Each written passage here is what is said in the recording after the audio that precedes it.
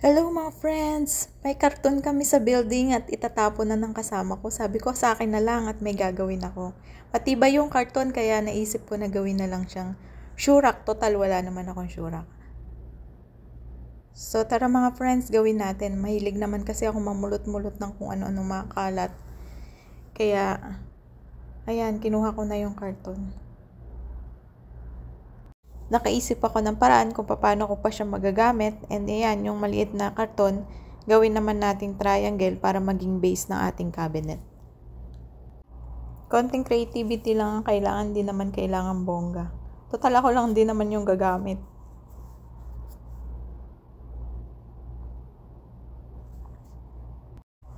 Ayoko na kasing gumastos ng mahal para sa cabinet kasi hindi naman ako permanent sa isang lugar. Palipat-lipat naman ako. So, yan na lang gagawin ko. And wala akong ruler, kaya tansya-tansya na lang muna tayo mga friends.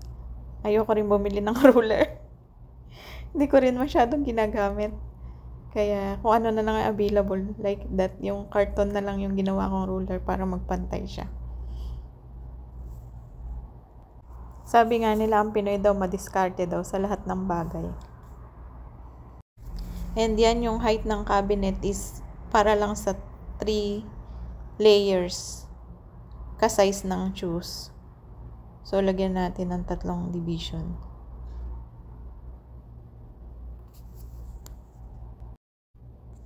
And ayan, may nakita ko sa kamsa-kamsa na wallpaper. Bumili ako ng 2 pieces. Para ipanlagay dyan sa ating gagawing cabinet. Box cabinet. So, tansya-tansya uli. Hindi ko pa kasi alam kung paano siya gamitin. Kaya, nahirapan pa ako. Wala pa akong technique kung paano siya mas mabilis ipang dikit.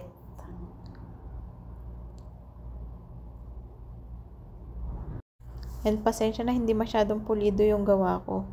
Tansya-tansya lang kasi yan.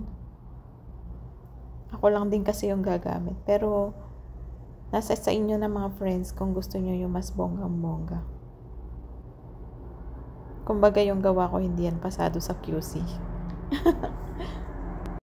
And so, ayan, dikitan na natin lahat ng wallpaper. Para magmukha siyang malinis at hindi siya magmukhang karton. Maraming nabibili nito sa Shopee mga friends. Dito sa amin uso yung tinatawag na kamsa-kamsa. Yung ibig sabihin nun, sa salitang Pilipino, ang kamsa, 5. Yung mga price kasi ng bilihin doon, 5 SAR lang. And dahil meron na siyang tax, kaya 5.75 na yung price niya. Kung mapapansin nyo sa mga videos ko, doon ako lagi pumupunta. Mura yung mga bilihin nila doon, 5 SAR lang. Or nagre-raise sa 60 to 70 pesos. Alam ko sa Pilipinas, maraming mga wallpaper online na nabibili sa Shopee. And so, ayan, sorry, ang bagal ko magdikit. May nakakalaban.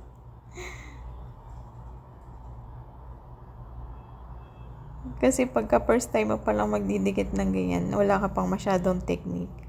Pero pag tumagal na, makikita mo na kung paano yung technique sa pagdidikit. And gumawa na rin ako ng base niya na rectangle. Yan, pagkit-pagkit na lang. Kasi kulang yung pagkakagupit ko. Ayusin nyo na lang mga friends. Kasi yun sa akin, pang DIY ko lang naman. And so, ayan, kokobera naman natin ang buong wallpaper yung ating box.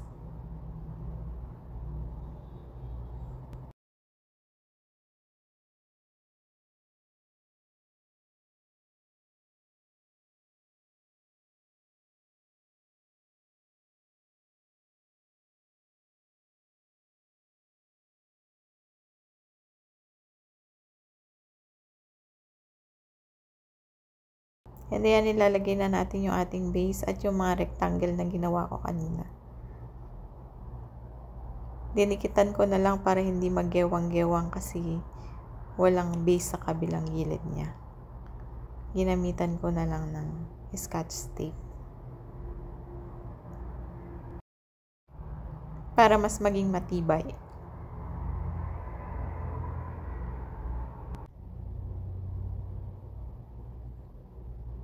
Tapal-tapalan natin para mas maging matibay. Hindi siya masyadong pantay-pantay kasi wala akong ruler. Kaya tansya-tansya na lang. Yan, kinuberan ko na siya ang buong box. Pili na lang po kayo ng kung anong kulay ang gusto nyo. Yan po kasi yung kulay na napili ko. And yan lang yung available doon na white. Konting dikit-dikit na lang. So, ayan, almost finished na siya mga friends. And ayan na. Diyan! And this is it. Hey, meron na akong shoe rack. So, ayan mga friends. Try nyo rin. Thank you for watching.